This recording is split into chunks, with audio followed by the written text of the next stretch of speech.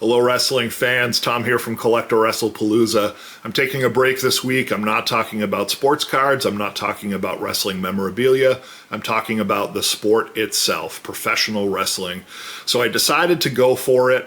I subscribed to Peacock. I paid the $4.99 monthly fee, and I caught Wrestlemania 39, and I have one word: wow. What an amazing product WWE is putting out nowadays. I used to watch professional wrestling when I was a child and a teenager. Hulk Hogan, Ultimate Warrior, Papa Shango, Sergeant Slaughter, Sid Justice, Ric Flair. That's my era of watching the sport.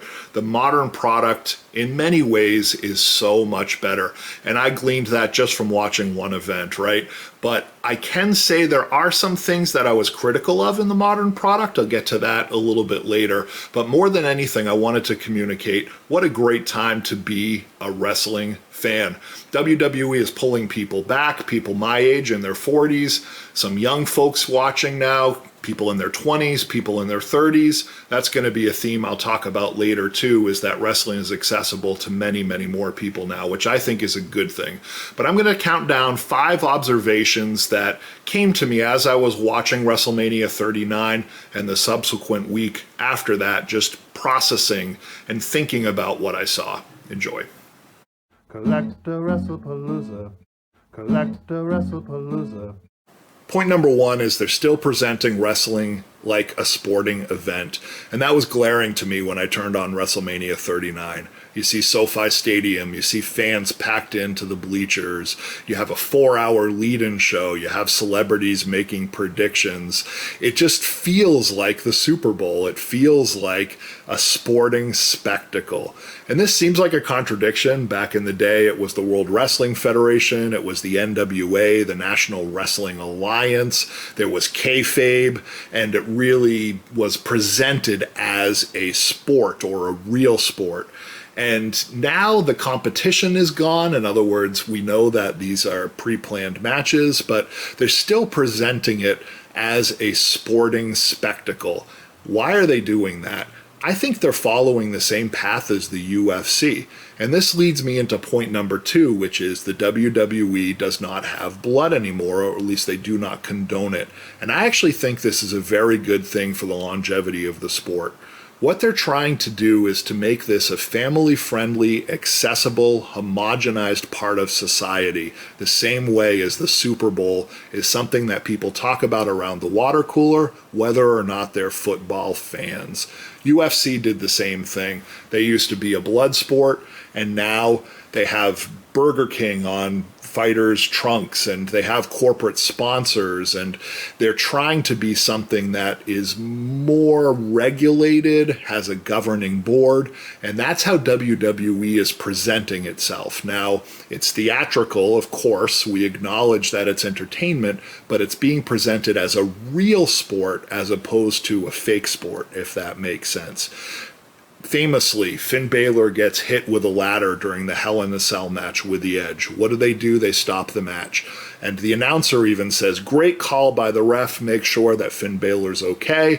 The safety of our wrestlers is the most important thing." And that's what would happen in a real sport. In the old days in kayfabe, if someone gets attacked, as a child I used to watch, and I'd say, why aren't the police coming in? Why isn't someone coming in to stop this? Because it wasn't a real societal thing. It was something you had to take a part of reality and put it aside and say, okay, this is real, or it's supposed to be real, but real things or real reactions are not happening to what is happening inside the ring. And now WWE is moving to a point that they have their theme, which is this is a sporting event, but not only is it a sporting event, it's a very societal, real sporting event that is governed by the same rules as other sports. And they're doing this to bring in money, they're doing this to bring in audience, they're doing this to make this accessible to more people by making it more real in a sense. And I actually think that that's a very good thing. I think it's smart, and it's going to make sure that WWE has a place in everyone's homes, from not only 30-year-old men as a target demographic, but anyone can watch WWE now and enjoy it, and that's a good thing. And that leads me into point number 3, which is character development. How are the wrestlers being portrayed. Of course, in the old days, as an old school guy, I remember the jobbers. I remember Iron Mark Sharp would come in, and he's 235 pounds, and he's a real fighter, and he's in this real fight with someone else. And then, the Eliminator would come in and just pummel him, and then that would be the end of the match. And nowadays, the subtlety is still there, and I like that. I was really attracted to the Sami Zayns and the Jey Usos and the Kevin Owens and, even Cody Rhodes. These superstars have real names, so you don't know what their theme is or what they're trying to portray until you actually watch them talk and you get a relationship with the person. And I think that that's integral to the sport of wrestling. So this is a great product. They're still concerned with the subtleties of character developments and with bringing real people to life as superstars. Now, there is some subtlety that I think is lost. For instance, in tag team matches, when they would go to tag the partner to bring them in the old days, I remember matches with the Rockers, say, and Marty Jannetty would be getting pummeled by the opponents, and he'd be crawling to Shawn Michaels, and that would be the tension in the match. And I didn't see that portrayed as well. I feel like maybe the loss of kayfabe has something to do with that, in that even though you are behind these wrestlers, you're aware of them as actors. So some of that subtlety is gone. Back in the day, some of my favorite wrestlers, Papa Shango and Doink the Clown and Yokozuna and Jake the Snake Roberts, certainly that lacked subtlety, right? But there would always be a character behind it that felt real. Macho Man is a great example. Even though he's an over-the-top persona, you got to know the Macho Man and you got to care about the Macho Man. And that's something that moving forward, I think WWE needs to be very concerned with, is how the audience relates to the characters, and that's the subtlety, and that's what's going to build tension in your matches. I think it's great that the WWE is making storylines longer. I got that sense. Roman Reigns is a 1,000-day champion, or almost a 1,000-day champion, which is amazing.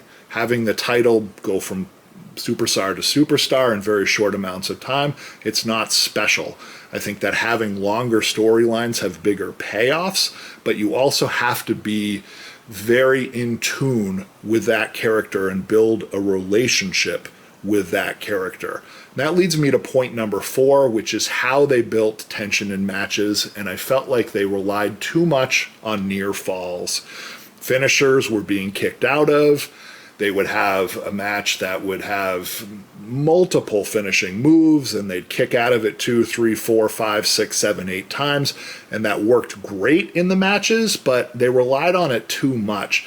The pacing of the matches, having the match build very slowly, having the wrestlers look at each other and square each other up, and all of those subtleties in that were a little lost on me in some of the matches, I must say, and maybe that's because it's WrestleMania and because they have time frames they have to conform to, and blocking certain times for certain things makes it hard to build the matches, but I felt like they relied too much on near falls.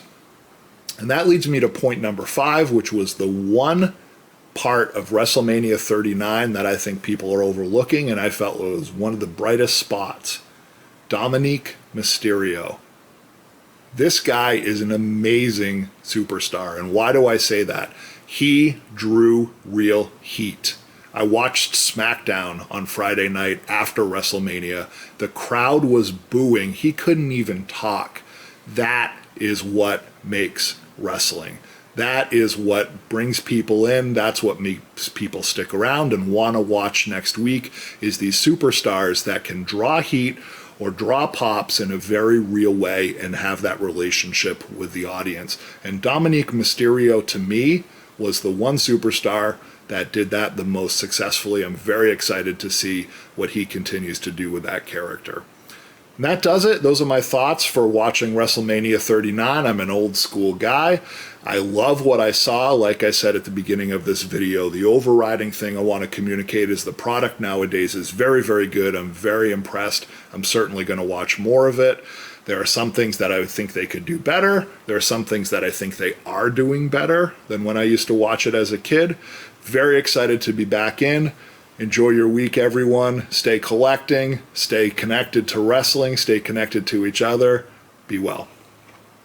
Collect a WrestlePalooza. Collect a WrestlePalooza.